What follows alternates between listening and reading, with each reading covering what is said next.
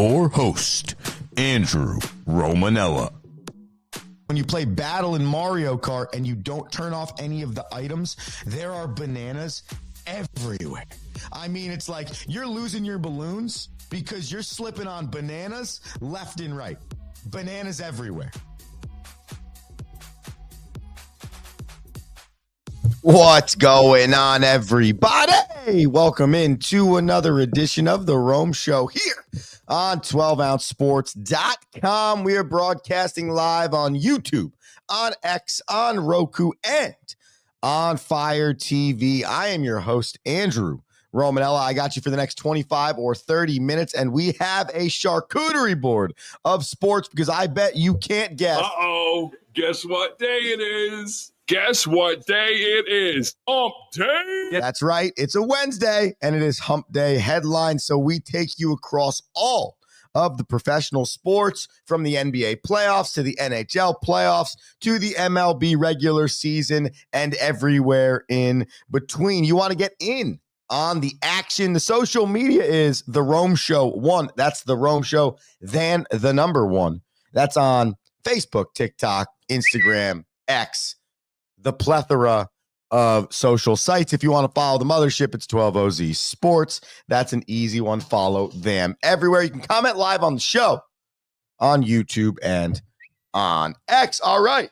Without further ado, we get into our first Hump Day headline of the day, and that is the Pacers eliminating the Milwaukee Bucks last night.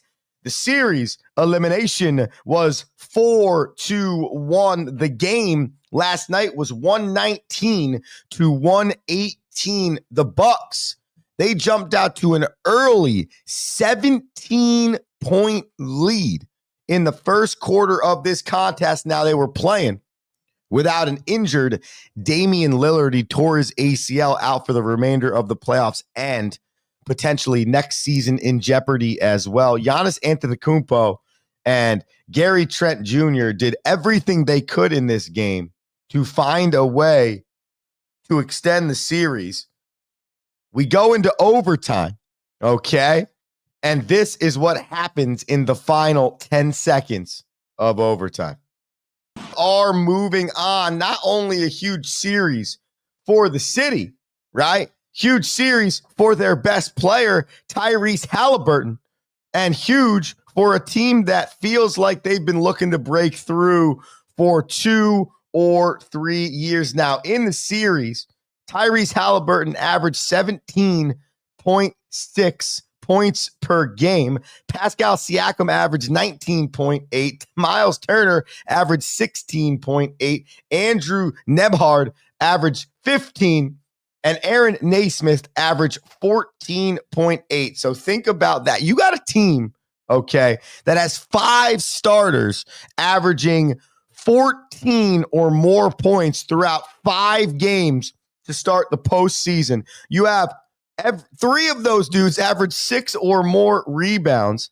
Halliburton's averaging 11.5 assists, and they're all shooting the ball really well from the field. The ball moves around. They play really hard defense. They have a top 15 player in the league, and they have some bench depth, because you look into their bench and they've played up to 10 or 11 dudes in this postseason, and they got 2 dudes off their bench averaging 10 and 3 averaging 8.5 or more. That right there is a solid recipe for success. Is their defense good enough?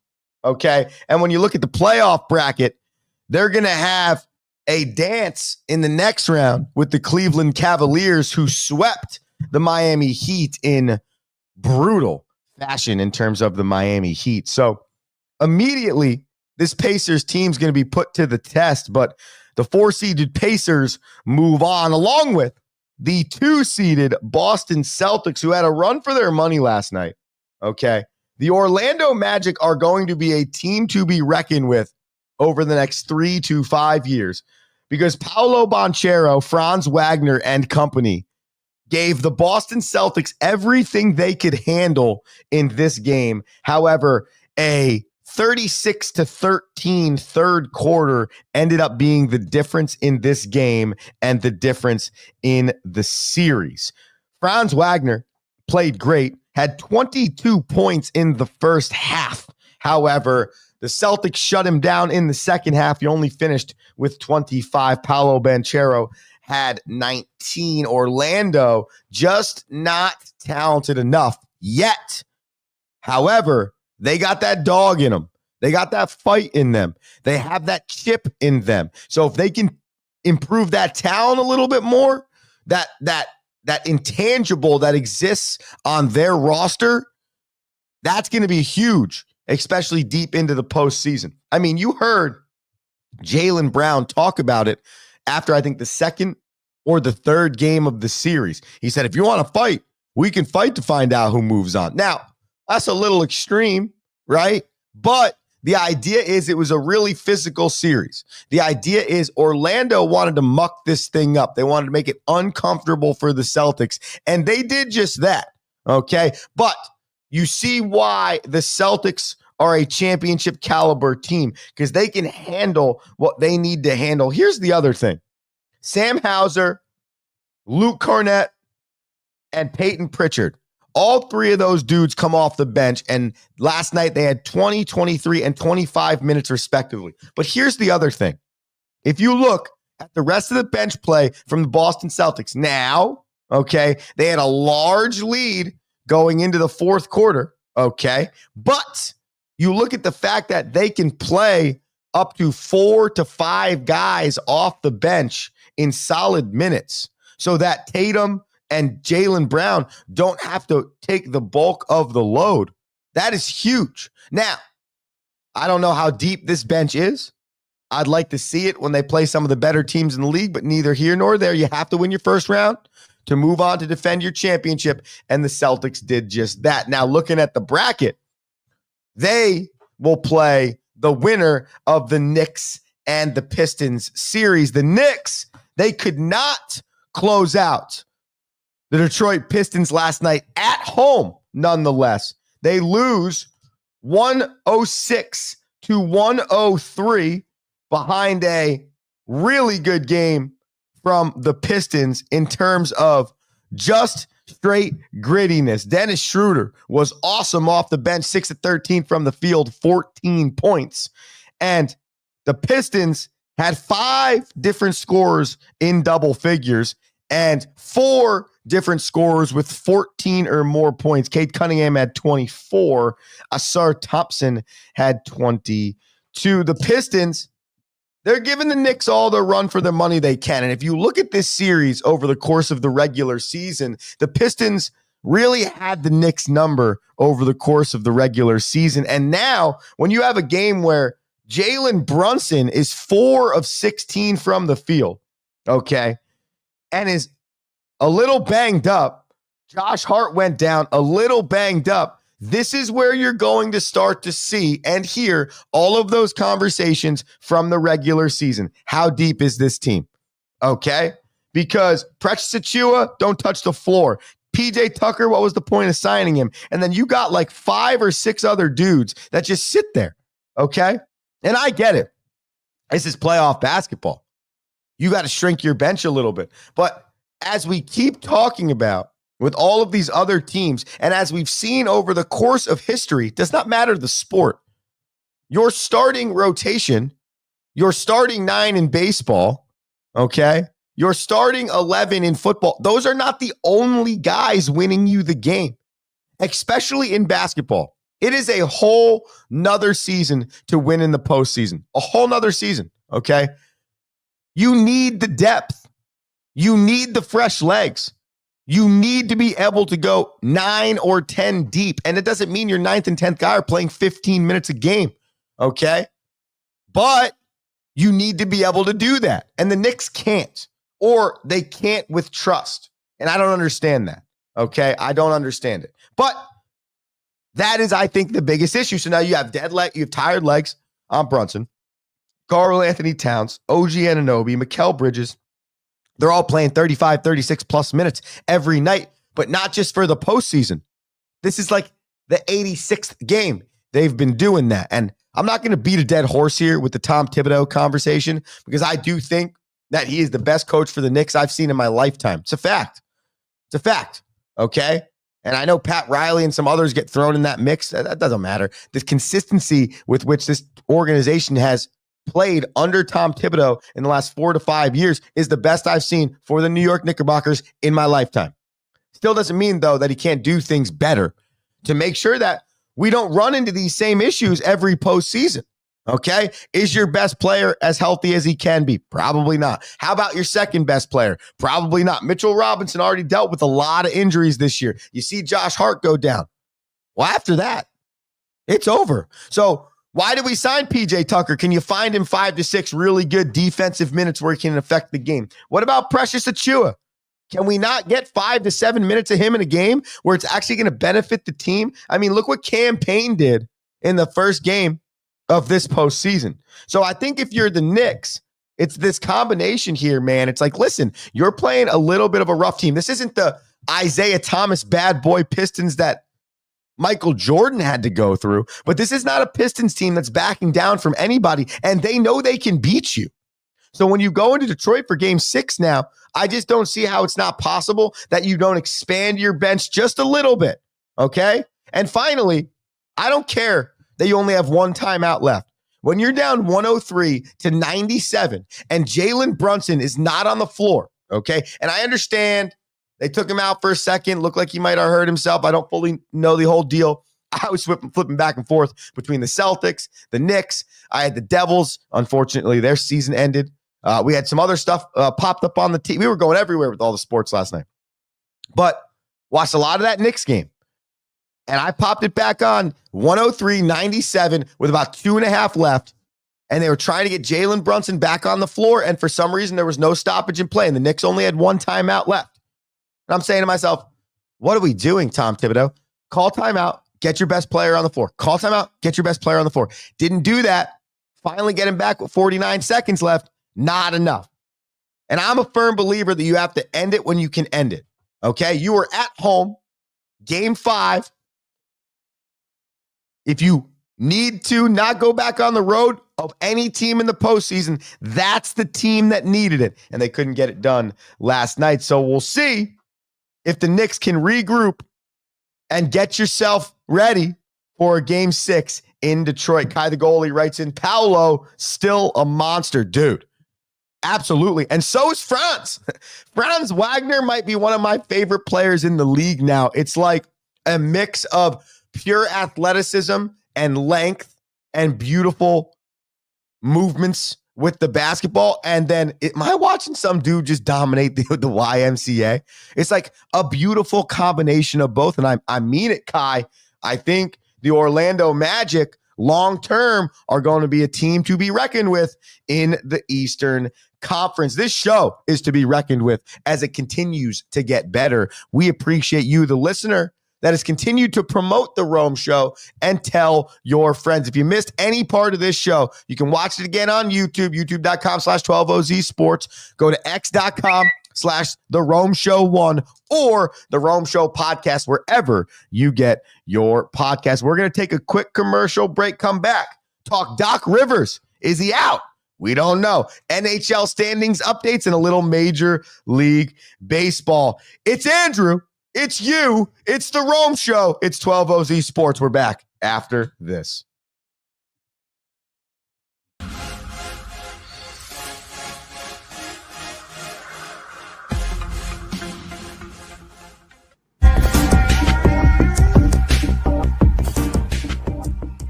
Welcome to MyBookie. You're ready to create an account and start making money. And we're here to help. And remember, you can get a bonus of up to $1,000 on your first deposit. Now you're ready to bet. Just go to mybookie.ag, visit the sportsbook, click on your bet, and input the amount you want to risk or win in the bet slip. Yes, it's that easy. Just remember, at MyBookie, you play, you win, you get paid.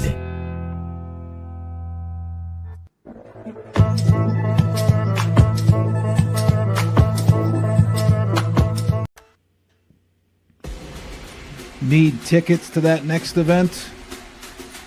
Well, at 12 Ounce Sports, we've got them with soccer anywhere in the world. Tickets to any venue, any sport. Want to go to NCAA or NFL football matches? We've got them. Yeah.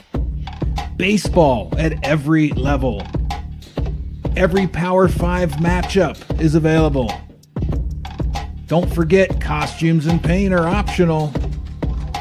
What's that? You want to go to Broadway? We have those too. Want to jam out? Every concert, every artist. That's right, at 12 Ounce Sports, we've got the tickets for less. 12ozsports.com/tickets. That's 12ouncesports.com/tickets.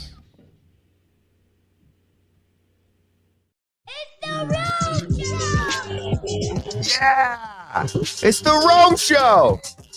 It is. And we're having a blast. 12ouncesports.com. We broadcast live on YouTube, on X, on Roku, on Fire TV. Get the show wherever the hell you want to listen or watch. Just do one of them, though, because it supports the people. You missed any part of the show, the Rome Show podcast, wherever you listen to podcasts. I was on the handy dandy internet machine during my commercial break right there, and I did a little research on Doc Rivers' career statistics, and I'm sitting here thinking to myself last night, as I'm watching the highlights on Tyrese Halliburton win the game for the Indiana Pacers, I'm saying to myself, what's next? Ooh, God bless me. What's next here, okay? Because in theory, the move was made a few years ago to add Damian Lillard to Giannis Antetokounmpo, and that was supposed to be the next coming of a championship for Milwaukee, right? Because Dame was not there when the Bucks won the first championship. So you get Dame Lillard.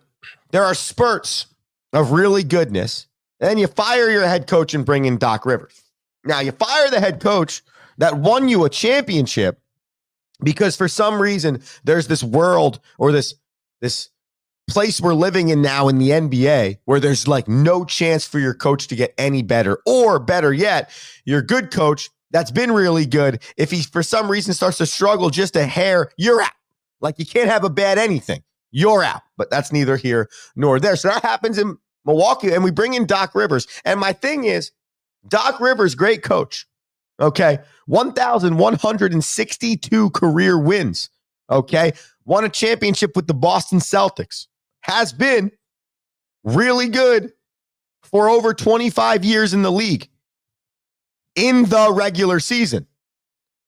He has been really good for 25 years in the league in the regular season. When you look at the postseason, however, it's a significant change when it comes to Doc Rivers, okay? Doc Rivers has 114 playoff wins, but 112 playoff losses, okay? And it's only gotten worse as his career has gone on. His teams have not gone past the second round of the postseason since the Los Angeles Clippers had a chance in 2015, 2016. They lost in Game 7. Outside of that, it was the Boston Celtics in 2011 and 2012. That was the last team that Doc Rivers has brought to the conference championship. They won the Eastern Conference Championship, then lost in the NBA Finals. And then in 07-08, they won the NBA Championship.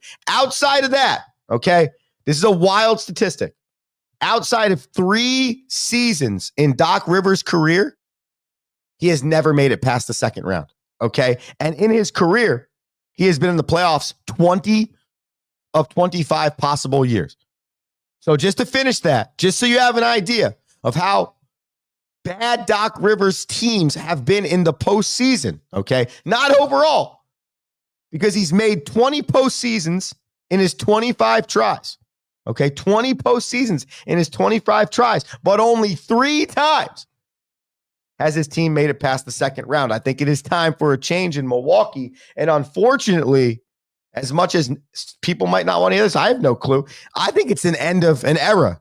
I don't think Doc Rivers should be coaching basketball anymore. And that's not to say he ain't a good coach, because as we just talked about, his record in the regular season proves that he's a good coach and that he's found a way to get there, just can't find a way to win in the biggest moments. Tonight, the Lakers will try and salvage their season, okay?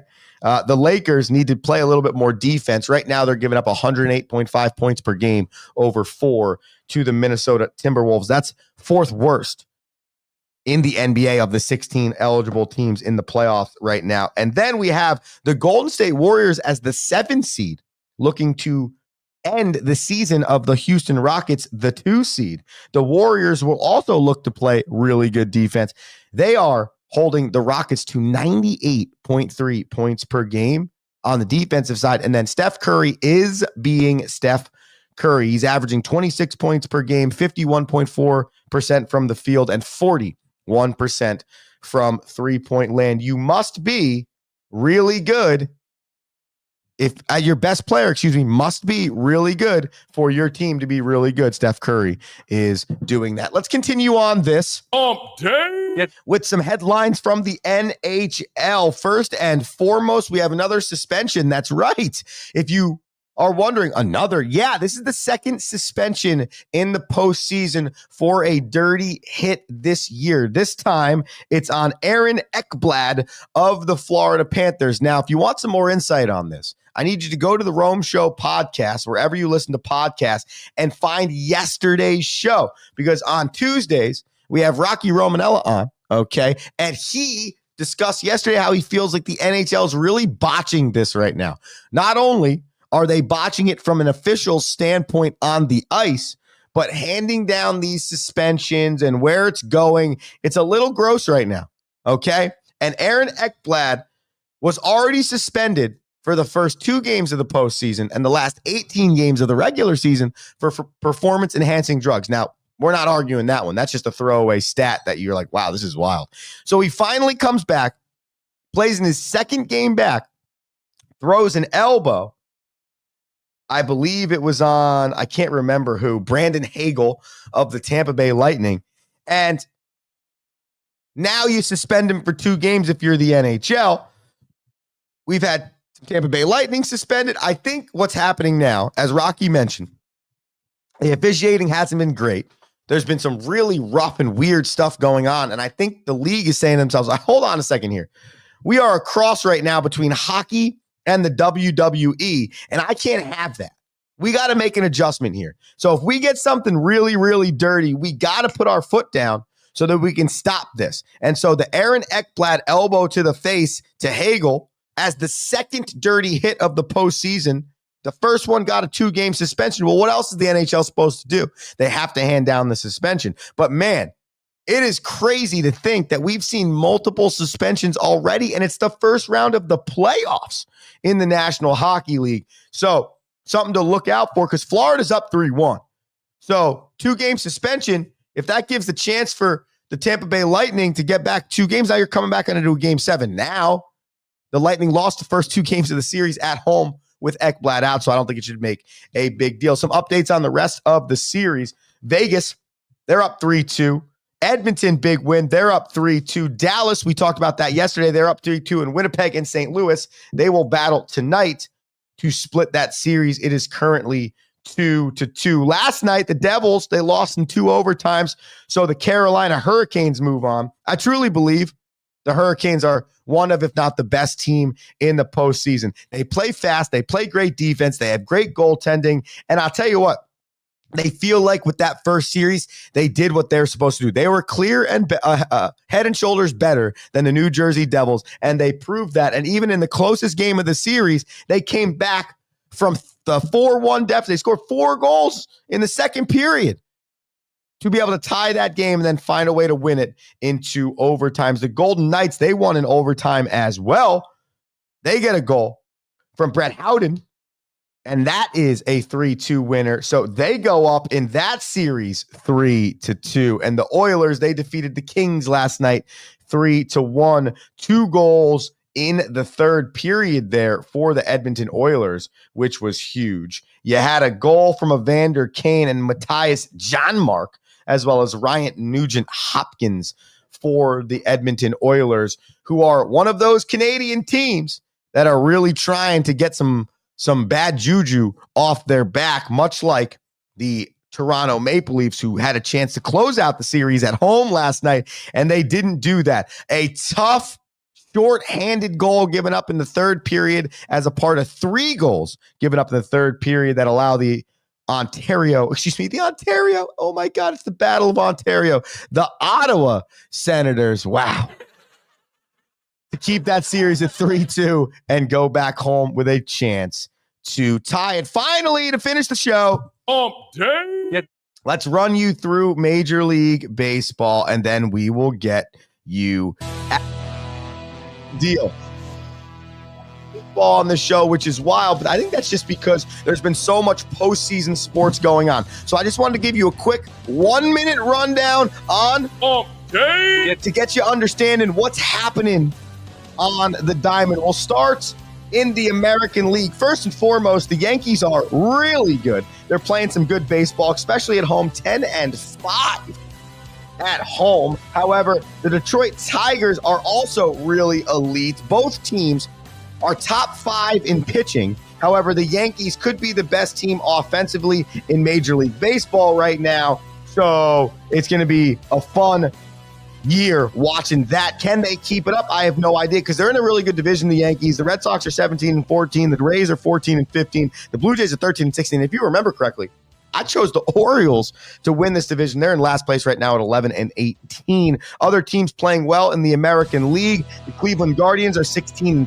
The Astros are 16-13.